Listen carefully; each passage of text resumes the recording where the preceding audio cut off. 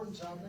We thought each festival we've got, seems like there's always a running theme, and this was one that we noticed as a good topic of discussion. We thought representation and identity in independent cinema and how that is achieved with our filmmakers and the various aspects associated with that. Moderating today's panel will be Cedar Rapids writer, performer, and interdisciplinary artist Akwi Nji. Her artistic work is centered on storytelling as a means of connection and exploration. Art for her is a vessel for storytelling. It's a way to give voice to the often unheard, to shine a light on the overlooked facets of our shared existence. Each piece is an invitation to find beauty in points of human connection and the diversity of our experiences. This discussion will feature filmmakers whose work has screened at the festival. Many of you just saw it in the previous block. And each brings a unique and personal perspective. As I announce you, please come down forward and take a chair. Sheri Davenport, who brings us the film Tina. Davenport is an Oakland-based screenwriter and University of Iowa graduate, and presenting the story with a timely relevance. Sheri, come on down.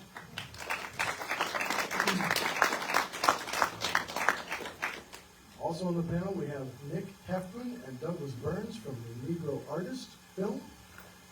And we have the director, producer, and producer, if I heard correctly. Nick and Doug, please come to the front.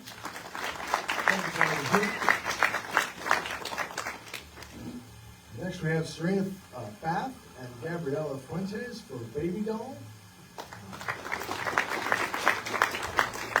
And Teri Underhill with the Garden of Des Moines. So I will hand off to Akwi and pass out some microphones.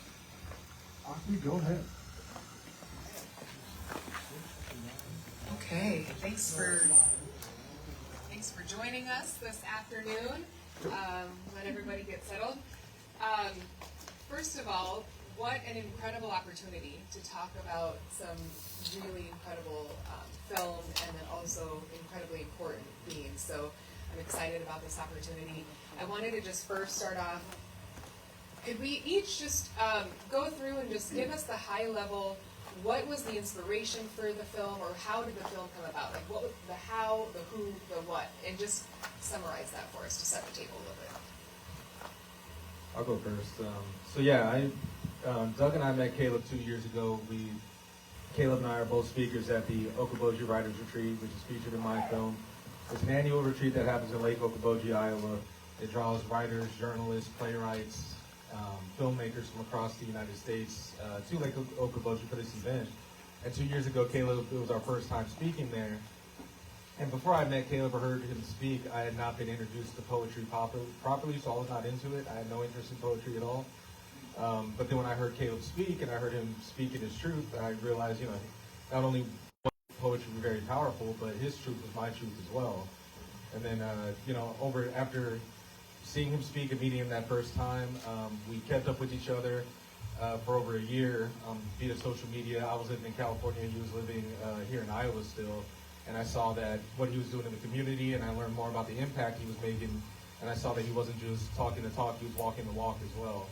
So last year I approached him and said, hey, I think your story's pretty inspiring. I want to tell it in an in-depth way.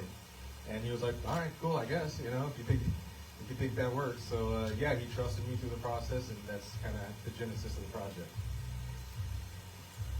So for our film Baby Doll, if you were just here 5 minutes ago, you heard me say it was part of the 48-hour film fest. So they gave us a genre, was fish out of water for us. The team kind of came up with this idea. We wanted it to be funny, but we didn't want it to be just funny. We wanted to actually tell a story too. So it was kind of, I would say, inspired by themes of that hopefully everyone can relate to, whether you're queer or not. Although it is told through a queer love story, themes of mental health and abandonment and being ashamed of your identity and stuff like that.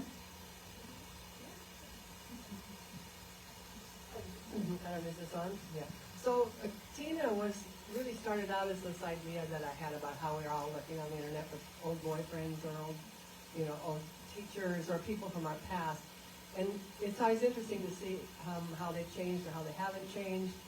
And then I started thinking, what if someone had really changed? And this was about the time politically when things got really hot for trans people, and I just started to think that maybe I could do this story I was thinking about, but it could be something that actually made a difference politically and maybe changed some minds and hearts. And so then I wrote it and did a lot of research and talked to we did a lot of consulting with trans people in San Francisco, because that's where I live. And then we just made a story that it felt like, again, was telling a story about how someone who changes or someone who transitions doesn't change their actual personality in a lot of ways. They're still the same people. They just feel more comfortable in the world. And that was part of what Ryan, I think, was a really good person, the character that played the guy that she's meeting for lunch. We saw his process, and I think that's a process some people can identify with. So that's where that came from. So my film was Garden of Des Moines. I always wanted to film the local drag scene, specifically in Des Moines, and I had wanted to for years. And then this past year, I was a part of the One Iowa Leadership Institute.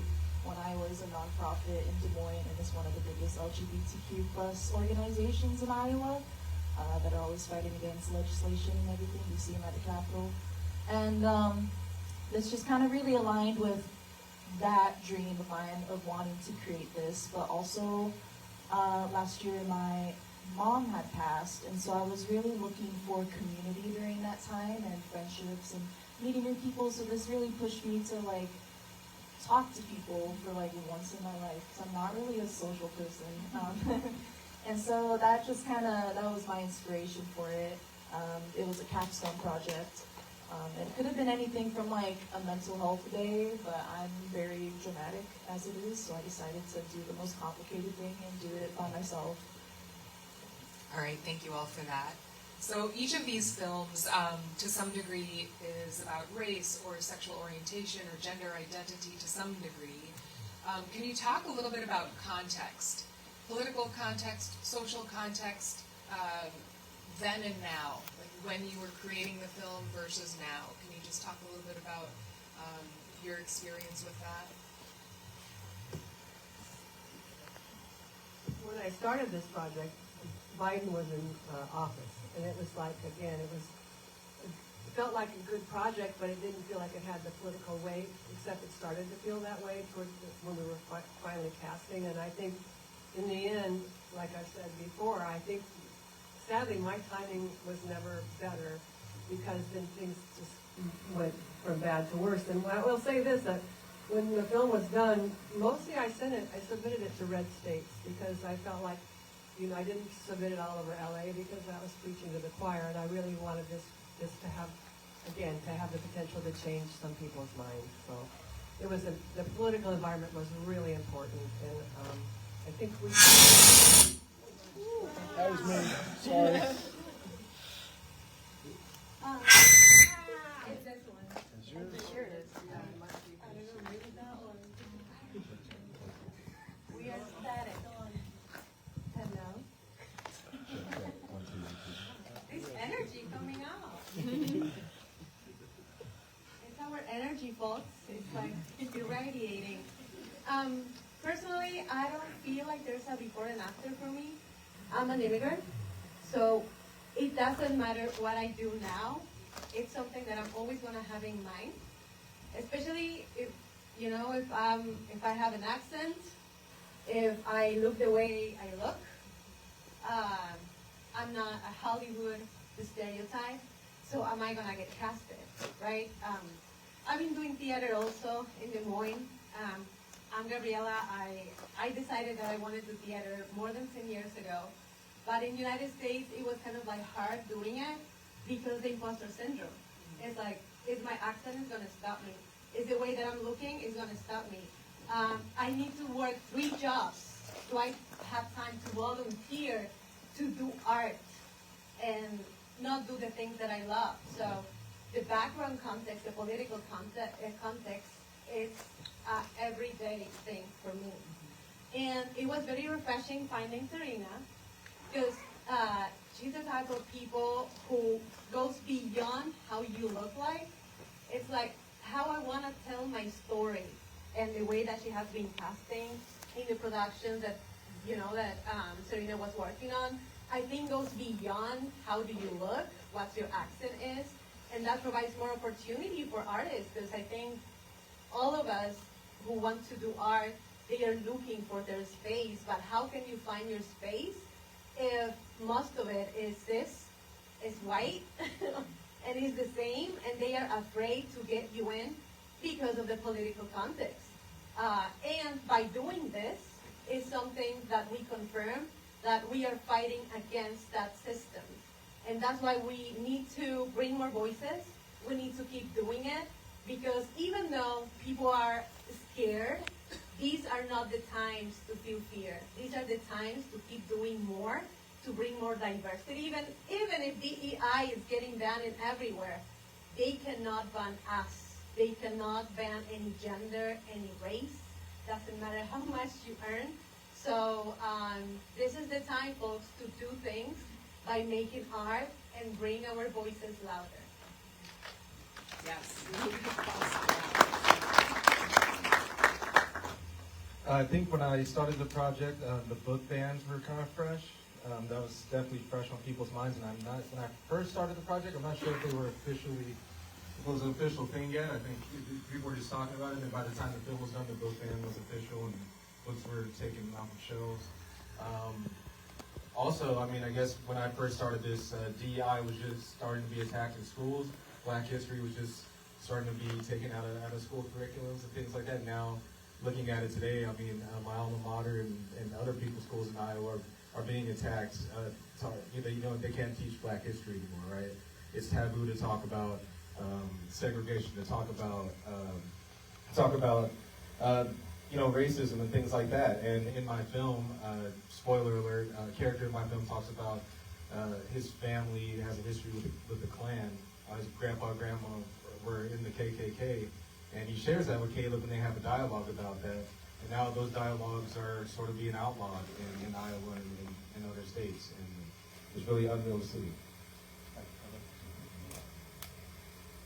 So whether it's at the federal level with the Musk-Trump administration, or at our level in Iowa with Reynolds, there's been an effort to strangle voices, to keep people out of the public square. And Caleb Rainey has a voice that demands to be heard. So that's the force of our film. So there are a lot of artists who can get you to believe in them, get you to believe in them personally as an artist. The genius of Caleb Rainey is that he gets us to believe in ourselves. So that empowers us to go out, use our voices, and that's why I'm really thrilled to be part of the part of this film, which is continuing to travel around the country and help. And I've just seen Caleb, who does workshops. We do more than just show the film. We have Caleb and other spoken word poets perform before the film, and then afterwards we often have a poetry workshop that Caleb leads. And I see him reach people who are reaching for their own voices, people who might be on the margins, and that's a wonderful thing to see. So it's the film, and it's also the experience, and it's also very, very specifically Caleb's ability to empower people in these times. I have one more thing to add. I love what everyone up here has said so far. I just want to add, please vote, guys. Your vote is your voice. It is your power. And don't just vote for president every 4 years. Like, show up for the midterms. Show up for the local elections. Like, educate yourself. Please. I second that. When I started making Garden of Des Moines, it was in August. And during that time, Joe Biden was still president. And it's kind of unfortunate if you watch the short, because Drag Queen Killed a Man said, please vote for Kamala Harris. And unfortunately, we see where we are now with that. And during that time, I was really looking into the anti-LGBTQ plus current laws and bills that have been passed, are trying to be passed, and that are planned for the future, which is currently, now we're in the legislation season, and is currently trying to be fought against. And I just, at that time, again, it's very unfortunate where we are now in the future, but at that time I thought, well, what if they try and ban drag? There's so many voices that need to be heard and told, and I started studying films like Paris is Burning and other 1960s interviews of transgender women and drag queens, and I just saw that there are so many important stories that need to be told from today, but in a way that's not invading and in a way that's not inappropriate. And so if you don't know, in Iowa they've banned all age drag shows now, so anybody under 18 cannot attend a drag show starting in like July, I believe. And like I say in the film, and like other drag performers say in the film, drag is not a crime and it's not a sin. With each of your responses, my brain starts developing like several follow-up questions for each of you, and by the time it comes back around to a question, I have to pick one question that somehow relates to all of you again. So there are a couple of different directions we could potentially take, but one is thinking about change and transformation. That's a theme that is in some way in each of your films, change and transformation. Tina, Sheri, you've talked about wanting your audiences to be changed or transformed in some way, and specifically choosing red states. Before we talk more about that, I'd love to hear from each of you how this particular film has perhaps changed you, if it has in some way. I'd say for me, it's changed me in a good way because I've developed a lot of new friendships. Got out of my comfort zone, interviewed people I didn't really know, maybe folks that I were friends with online or that I've seen perform in person. Changed me in a way that as I started to interview these drag performers, I noticed it's a deeper conversation than what Garden of Des Moines is. I realized that the drag scene is more than just entertainment and performance. Unfortunately, there is also misogyny in the queer community and transphobia in the drag community that still needs to be addressed. And I just realized that there's deeper levels to what I found out in my research.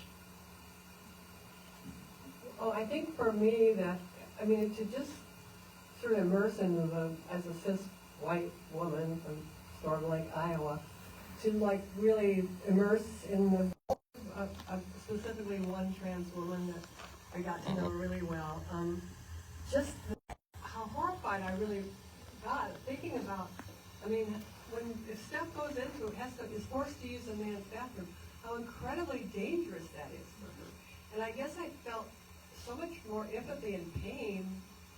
She's a lovely woman, and I asked her, because of the new law in Iowa, I asked her, are you okay with me showing this film in Iowa? She's from Iowa, by the way, because your name will be out there. And I just started to think, this could be dangerous for her. And to her, she's just a lovely person, and she said, I think they need to see this film. People need to see this film in Iowa. And I said, okay, we're going to Cedar Rapids. We were in 3 or 4 other film festivals in Iowa, and the reception has been amazing.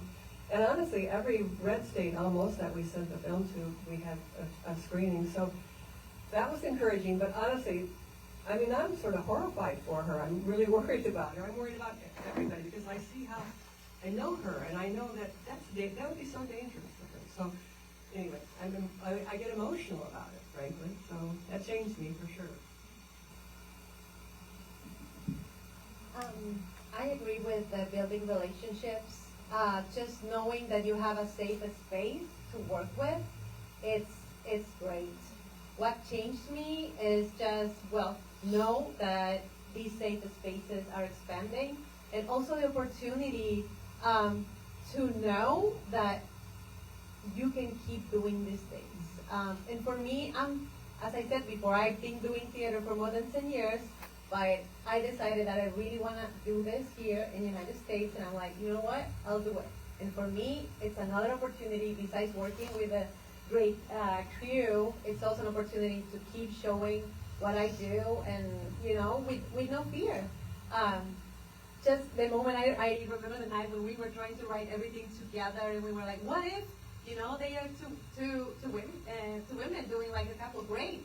And we all look at each other like, well, most of us, we are queer here, great. So it worked, safe space. Yeah, I would say that Baby Doll gave me a lot more confidence as a filmmaker. I've been a filmmaker for about 10 years too, but I have never led my own team for 48 Hour before this year. I just never had the confidence. I would just kind of hope someone else would ask me to be on their team, and then there were a few years where, oh, nobody asked me. So then, yeah, this last year I was finally like, screw it, I'm gonna do it, I can do it. And we ended up getting 3rd place overall out of like over 50 films, so it just felt really good and affirming that, yes, we can do it. Because like Gabby was talking about, imposter syndrome gets us all. Yeah, and it's the same exact for me. The Negro Artist is my first film. I was not a film producer, I was a journalist before this. But yeah, I mean, it showed me that I'm capable of making a film. So that was a great feeling. And I don't know, I guess it's just, I feel, what changed for me is that I feel more motivated to put these stories out in front of people. I mean, being able to tour with this film, go to different states, we're getting amazing reactions, and people walking up telling us, sharing all kinds of things with us, sharing stories about, how the film has changed their mind about certain things, or telling us stories about, times where they dealt with racism, or people close to them dealt with racism. So seeing how the reaction from this film has shown me that these stories are important. I want to make more, and I want to make them more at this scale as well, make more films telling these stories. But like Doug said, Caleb, being around Caleb is really motivating. He inspires you to be better, and being around Caleb has encouraged me to be more outspoken and be more out in front. Me being a journalist, now being a film producer, I've always been a behind the scenes guy, telling my truth through other people's voices, but being around Caleb and working on this film and even being around you two, Akwi, because you're in the film too, has encouraged me to be more out in the open, be outspoken about my truth. Just really quickly for me, in many ways, these are hopeless times, and in a sense, I feel like we're living in the there was the period of Reconstruction, and it feels like right now we're in the great deconstruction. With the catastrophe that is Trump, and the double catastrophe that is Reynolds. But in traveling around and seeing this film and being with Nick and Caleb, and in the orbit of other talented young people, I have hope, because Nick's the leader of the Negro Artist film experience, and Caleb's a leader. They're not just emerging leaders, but they're leaders. So as a Gen Xer, I'm excited for Nick and his generation to take more leadership and to have more influence in our state. And I'm confident that as tough as days like today are with the resistance rallies, and as tough as it's been watching the markets in the last few days, that we are going to come out on the other side of this. And when we're on the other side of it, our state will be led by people like Caleb Brady and Nick Heftman. Okay, so Doug, you mentioned that you used the word hope. In Garden of Des Moines, one of the folks in that film talked about hope. And I'm thinking also in the context of our conversation about, in Garden of Des Moines, one of those folks was talking about the 1990s and how different things were in the 90s compared, more restrictive, more prejudice compared to when the film was created. Sorry, now okay. In the context of your audience and how your audience has changed, Doug, you started to allude to this a little bit. I want to share a friend of mine who's a dancer, choreographer. During the pandemic, we talked about the role of art, and I grew up always hoping that my art would change the world, right? And Alvan, my friend, said, Akwi, our art is never going to change the world. It's okay for that to be the case, but it will change one person, and another person, and another person. So talk to us about what you hope the role of your art is in changing the world versus changing individuals. Where are you in thinking about the role of your art in that context? And also, sort of along those lines, talk about specific experiences you've had with audiences who've shared stories about how this film has shaped them or changed them. There's never a film festival that I've gone to where someone who is trans didn't come up to me afterwards and thank me, which just that is such a wonderful feeling. But I think I'm just going to talk about some other, and I think all of my films, and I've written about, I was thinking about this today, I've written about blind people, I've written about foster kids, I've written about foster kids who are drugged, I've written, I think I always, not knowing it really, that I kind of pick people, audiences or characters who are underrepresented or are part. I've written a script about a Mexican girl who comes up to find her nephew in one of the prisons. So I think, I don't even know why I do this. It's just that maybe there's something that, I just want to educate. I just want the people to know that this is a human face on a person that we're reading about in the news, and this is a story.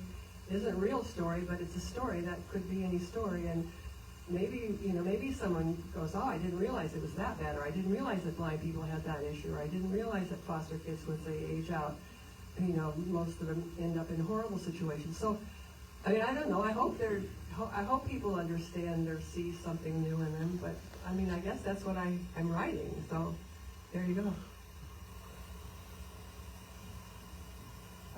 When it comes to what people think about my film, I'm actually quite new to the film festival scene, so I actually have no idea what people think about it. I can only hope positivity.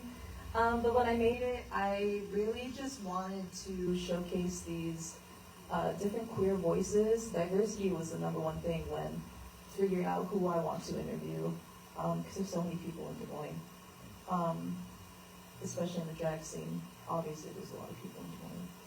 But I really just wanted to showcase these voices. Specifically, the idea was for the allies that really support the LGBT community, but are not in it, but want to hear these voices. And I just wanted to showcase the specifics of a Black transgender woman's life, the specifics of a non-binary person's life, the specifics of a white gay man, the nitty-gritty specifics, like I said, first for allies, but hopefully for people that maybe disagree and maybe are curious or kind of agree or don't quite understand. That was just kind of my mindset for it. Yeah, I think stories, the whole point of telling a story is to try to understand people, right, and other people's experiences.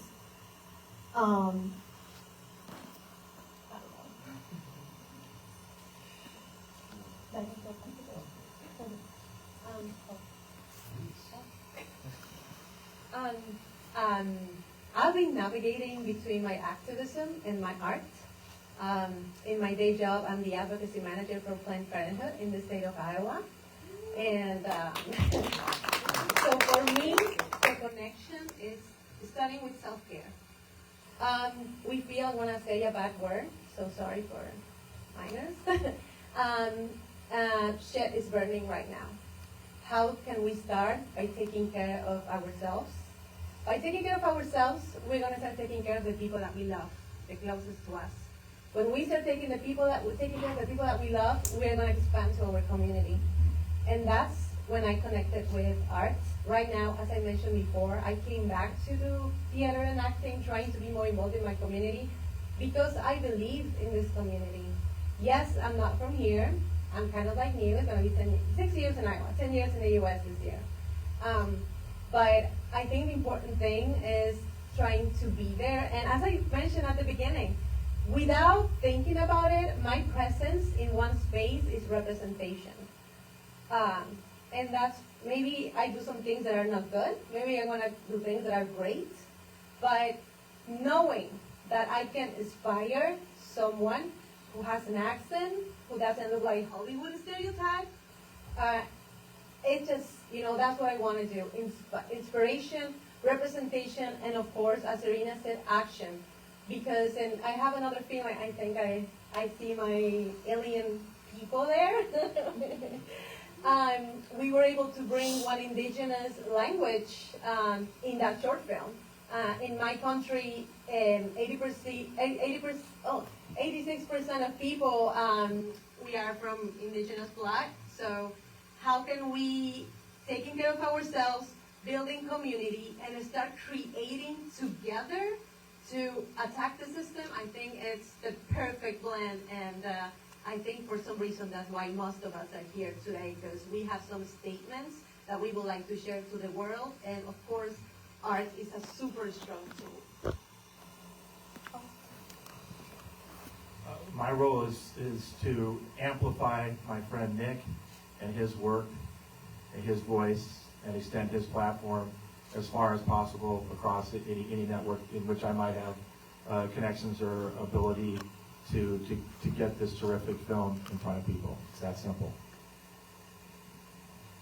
I guess in terms of change, I mean, I guess the main message, I've been saying this on my screenings, is like, the main message of the film is, you know, if you have a talent, if you have a skill, you should use it to make other people's lives easier. There's no excuse as to why you can't. You can do simple things to use your talent in simple ways to tell true stories and make someone else's life better.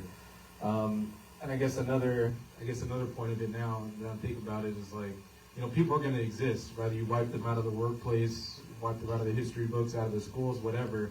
Black people, LGBT plus people, Hispanic people are all going to exist, and their histories are what they are, and they're going to be uncovered.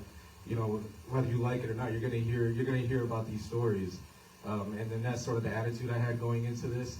And I guess another thing is, it's like when we talk about Black stories, for me, you know, I've done so much, like, you know, reading Black history from the past. My work and what I try to focus on doing is uplifting the Black artists of the present, the Black trailblazers of the present. I mean, there are Black trailblazers in the present. There are people that we should be supporting right now, and Caleb Rainey is one of those people. Awesome. All right. So what's the balance between consciously shaping your films as acts of resistance or advocacy versus creating work you like that just happens to have a stance or social message or involves representation? What's that balancing act for you? So, yeah, I'm a very political person. I'm very passionate about things. When I was in film school in undergrad, I got a lot of feedback from people that like, your films are too political. It's too political. I heard that a lot. They were like, you should just write an essay. Like, you're just, yeah. So that is something that I've tried to figure out is like, how can you make your political statements and be doing acts of resistance, but tell a really good story too? Like, use telling a story to accomplish these things. I don't think I have a balance. I don't think I know what that even means or what the definition. It's interesting because my short film is political, whether I want it to be or not. I was just highlighting queer voices, but that is a political thing no matter what. And it's interesting because that film actually got disqualified from another Iowa Film Festival for being too political and too inappropriate for the venue, when that was not in their rules and not in anything of what they said. What festival? It was the Iowa-Nebraska Heartland Festival. They're kind of new, and I was just kind of putting my film. It's because Nebraska was Yeah. in I was kind of putting my film out there in multiple Iowa ones, and that one got disqualified for being too political. But yeah, I don't have a balance personally, and I don't think I will have a balance, and I kind of refuse to have a balance. I'm going to be bold, and I'm going to say what needs to be said, and that's kind of it. I'm working really hard on that because I think Tina was maybe the best example of something I've written that has a story, but it's a personal human story, and I don't think there was not really a moment when it was obviously political. I don't think. I have gotten in trouble when I wanted to educate, and it became too sort of infomercially. I don't want to say, and not infomercially, but that I didactic. yeah, and I think that's And they said, why didn't you should have just made a documentary. And I was thinking, okay, that tells me just exactly where I need to work on, because I really do want, I mean, I'm very political, but I also really think you can do a good job through a personal story and not have to even mention, I mean, I just think it can be done, and I'm not very good at it yet, so that's important to me. So. I think there's no balance because every existence is political. And if you don't feel that that's political, it's because you have a lot of privilege and none of your rights have been affected. So just think about it. The fact that you all are here is because it's political. Everything is. It's not a political party. We're talking here about rights. So if somebody's asking for a balance, like the Nebraska Film Festival, for example, we just need to keep doing it. And that's going to be the best response. Yeah, I mean, I like to think in my work that I stay away from politics. I mean, for me, you know, I more so invest my time in telling the truth. So, you know, if the truth isn't political to me, Caleb's friend calling him the N-word, the story that I tell him the story, that's not political. That's something that really happened. Akwi talking about her experiences as a young writer and wanted to talk about her history, and she's being silenced in schools because nobody can relate to her topics because she's at a white school. That's the truth. You know, Bob Leonard's grandparents being in the Ku Klux Klan, that's the truth. There's no politics in that, and as long as you're telling the truth, you know, I don't know. I mean, yeah, I don't aim to make a political statement with anything that I do, and I certainly didn't do that with my film. I was just aiming to tell the truth, and if the truth is nasty, then the truth is nasty. It's what it is. I'm looking around to see if there are any people in the audience who could potentially be students or film students, and I don't know. First of all, I just can't see that far because my prescription has changed and I haven't had a chance to get new glasses. But if there are folks in the room who are studying film or even just artists, any sort of artist in general, because I think a lot of artists hear that too political, and I think it's perhaps for some people, depending on your personality, it's more difficult when you're younger to put aside that feedback. Consider your audience is one other, right? You've got to consider your audience, or this might be too political. So what advice would you tell somebody, and maybe it doesn't even matter in terms of age, but if you're still grappling as a creative of any sort, regardless of your age, if you're still grappling with that nuance of creating work that you think is good, but also being a little bit cautious of it because you fear what it might be perceived as too political or too this. What advice can you tell them to just get them further along in this space of creating work with more bold intentions? There's a quote that I'm totally going to butcher, but it goes something like be sweet, be nice in life, but be brutally honest in your art, or like be brutal in your art. I don't know, but this is also I'm also a public school teacher, so this is like a fine balance that I have to find is like, okay, I can make things, but what if my students find this on YouTube? Like, it has to be. It's a real issue. Yeah, it's a real issue. So yeah, when I was younger and I was in film school in undergrad, I wasn't really thinking about that, and I made some more like edgy things that are on the internet. And now that I'm 31 and I'm a teacher, I'm kind of like, ooh, hope my students don't find that. What about for anybody, your employer? Is that also a concern or not really? I work for myself, so I'm good in terms. But for young creatives, I would just say, you know, stop worrying because you're just wasting your time. Worrying, you know, if you're spending your time scared and worrying, it's just a waste. You're wasting time and energy. Just you know, another takeaway from the film is that Caleb Brandy is able to find success being himself and telling his truth. So young creatives should definitely take that example and tell their truth, to speak their truth, and not be afraid. I mean, you're often afraid of appeasing people that you're making up in your head, especially as a creative, as an entrepreneur, anything you do. Those people don't exist, and a lot of things that you're afraid of don't end up happening. Those are things you're catastrophizing in your head. So definitely just go for it. Make your art, make your statement, put it out there. Just do it, yeah, because the fear is not real, and the groveling, the going back and forth is just wasted time. 10 years go by, and you'll realize 10 years went by, your art's not made, and it's not there. And you just wasted all that time. And all those people you were afraid of are not in your life anyway. I would say, because I don't do documentaries, and so for me it's stories I make up and narrative fiction, and I've been doing mostly shorts, but I've written several features.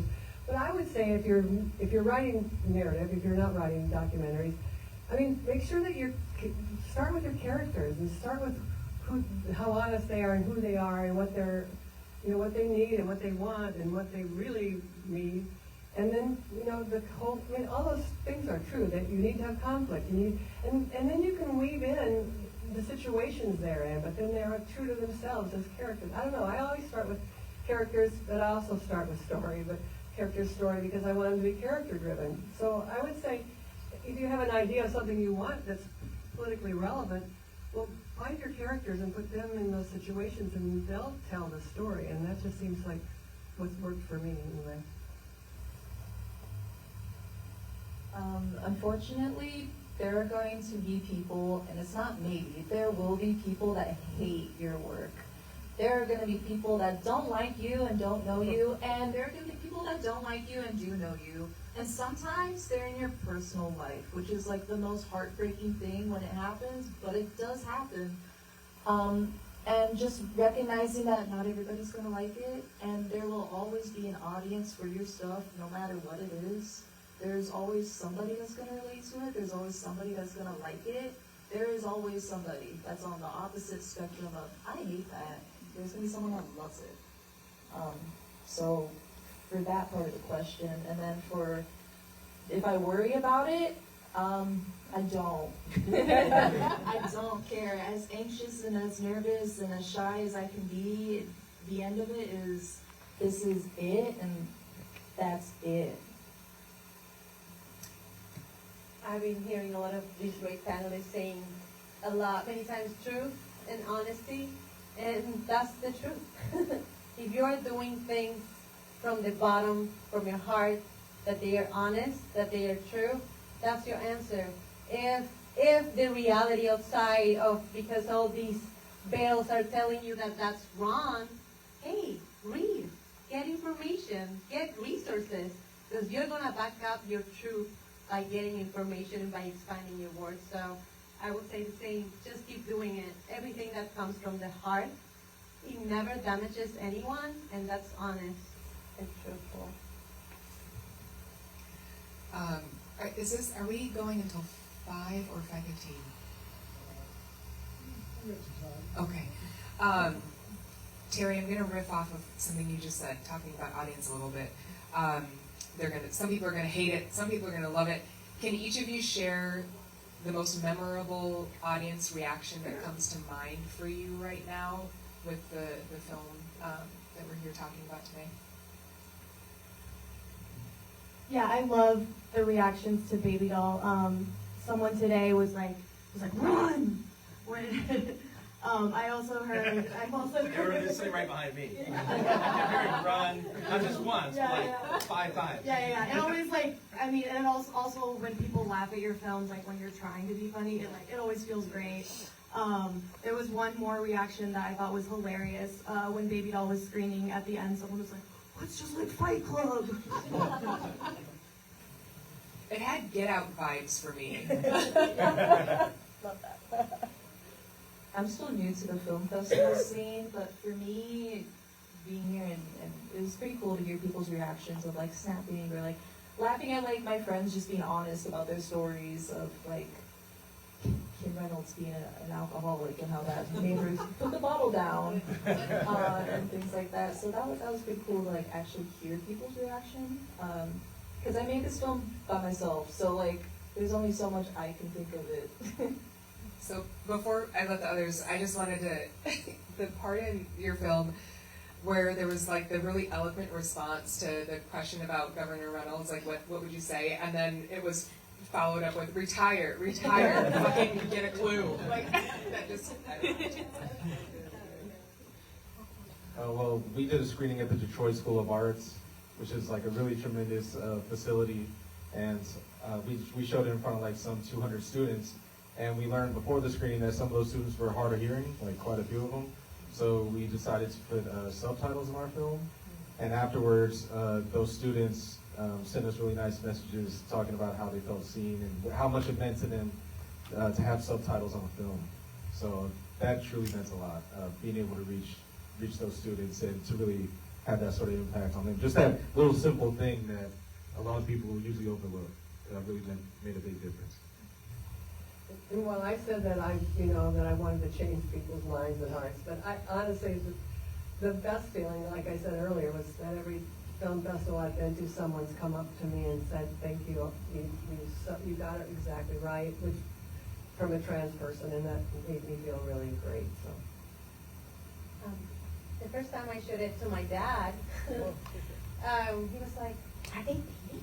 Like, I felt the silence and the uncomfort at the beginning of the short film, but then the story is good and it gets you in. So he was like, "Yeah, at the beginning I was confused, but it was good." Like, I didn't know what was happening, and so I think that reaction of a little bit of a stigma, but then forgetting about the stigma and focusing in the story, that's super great to feel. I have something to add. I just think it's funny how straight people, when they watch queer cinema, they don't always some things go over their head. I made another film when I was younger that had the main two characters was lesbians, and my aunt watched it, and like they are holding hands. There's a scene where they kiss, and my aunt was like, "Wait, they were gay?" It's just, I don't know, straight people baffle me sometimes. Me too. Straight. Sheri, you mentioned using a consultant. A couple of times you've mentioned that. I'm curious if you could just share a little bit more about that, and then for others, perhaps you didn't need to use a consultant, but you want to speak to research that you may have done, but I am definitely curious about just hearing a little bit more about your consultant. Well, I started out with the story I told you wasn't really about a trans person, and then it became about a trans person, and I wanted to just really be honest. So we have a consultant in New York where we shot the movie, and then also in San Francisco where I live. We just talked to, we talked to two trans actresses, and then another trans, a friend, and they were really helpful because there were things that I would never know, and I mean, that they just said they would never do that because of this, and so that would never happen because of this, and that's a stereotype because of this, which was just like so wonderful, and they were so positive about the film, but also they were just really helpful with a lot of details, not a lot of details, but several, and Steph, when she does her monologue, I pretty much let her just go because I wrote kind of what it needed to say, but she went through this, and again, she's from Iowa, and she went through this, pretty much exactly the same thing, so that's what I mean by consultants, but they read the script, and we paid them, and so we knew that they were really doing the job, so that was helpful. For me, again, as a cis woman from Storm Lake, a white woman, straight. I know that was really specific to you. I don't know if anybody else had anything to add in terms of research that you ended up doing for your project, and if not, I can move to the next question. Well, I guess on the other side of that, I knew that I didn't know a lot about poetry because I was not well versed in poetry when I met Caleb when I made the film. So instead, I just focused on mimicking my first experience hearing Caleb and trying to mimic that same exact experience. I used the same exact poem. It was the first. I started the film with a poem. That was my first poem that I heard Caleb. So I tried to just mimic that experience to compensate for my lack of knowledge in poetry. All right. Okay, so what are you looking forward to next in your career? What are your goals in the next year to 3 years? Can you talk a little bit about that? I want to talk to you guys about who did the illustration and the animation in that film. But so there's a film I'm doing that I'm looking for an animator, but I'm also going to shoot a film in next summer with a director I've worked with before. We're going to shoot it in France because he's from France, but it's a woman's story. It's not political at all. It's very personal, and we'll see how that goes. I love that. But there's a famous quote that comes to mind, and I use this quote enough that I need to refresh my memory on who's actually said this. But the person said, there's nothing more political than the personal. Right, and make it as more, well, who said that just today? Make it as personal as you can make it, or where did I hear that? I don't know, but I need to look the up. strongest thing you can ever make is make it so honestly personal. Yeah. People will respond to it and it will be relevant to everyone. So that's what I'm doing next. Not about anybody else. Not about me personally, but about a woman's story. I'll send it to you. Yeah, so our screenings outside of film festivals, they're a film experience that includes live poetry and music. And then we show the film, and then we do the Q&A kind of like this. And then we also have Caleb, before the film, Caleb does a poetry was doing a poetry workshop. So we've added that to the film experience. So I want to continue building on that and taking that to as many schools, art house theaters, prisons, any venues that we can to spread the message of the film and share more of Caleb's work. So that's the focus in the near future. Also, I'm working on a couple of, this is my first documentary, and I think it's going pretty well, so I think I have enough confidence to do another one. So I'm working on another documentary that will focus on Black history. I run the Des Moines Underground Film Festival. Please submit your work. People up here, people in the audience. It's free to submit. We do a screening in Des Moines at the Varsity Cinema in the fall. We don't have an exact date yet, but that's what I got going on. I'm actually a singer-songwriter, music producer first outside of everything, so that's why this was very different for me. So I have that, but I'm also actually working on another short film that I directed, wrote, and I'm currently editing, and Gabriela is acting in it. It's called Pollo Pesado, which is a Puerto Rican chicken stew, a fictional story about my Puerto Rican culture mixed with grief. Wow. When will that be finished, roughly? I just have to finish editing it. Okay. Wow. So whenever, any day now. What are you working on? Oh gosh, we don't have time for that. Go ahead. Well, I began a project that I cannot tell that much, but I really want to do more theater with Hispanic folks. Hopefully that's going to happen in October. And also, of course, looking always opportunities to perform. So if you're looking for an actress, of course, if I'm not traveling a lot because of my other job, I can do that. And I'm also part of this nonprofit in Des Moines that is Girls Rock Des Moines. That is to empower women, non-binary, and trans folks. And we wrote a song in 3 days, kind of like the 48, but it was a rock camp for adults. So we are thinking of recording our song. It was from our band Gender Matters, and it's about all the things that people deserve respect and love. So just trying to keep doing it, and again, inspire someone and do something that I love at the same time. I'm telling you, hearing from each of you has been incredibly inspiring for me. I don't know, I think we have just a little bit of time for 1 or 2 questions from the audience. If anybody has a burning question, we'll take one. Go ahead. Yeah, is there any opportunity to sell your products to the TV? There is no money. I ask that all the time. No, there's no. No money, okay. You have to go through a middleman usually for that sort of thing. Get a distribution company involved or an aggregator. It's complicated.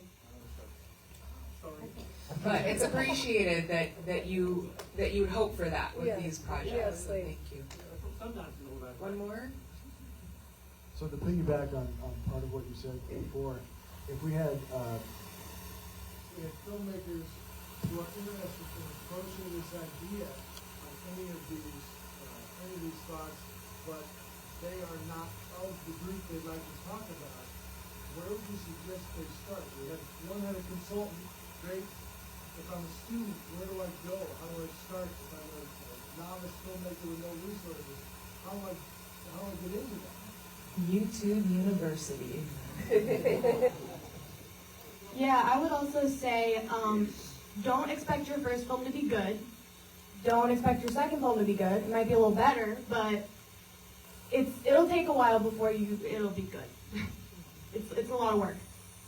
And also don't let that stop you from doing it and then putting it out in the world, because we're our own worst critics. So Yeah.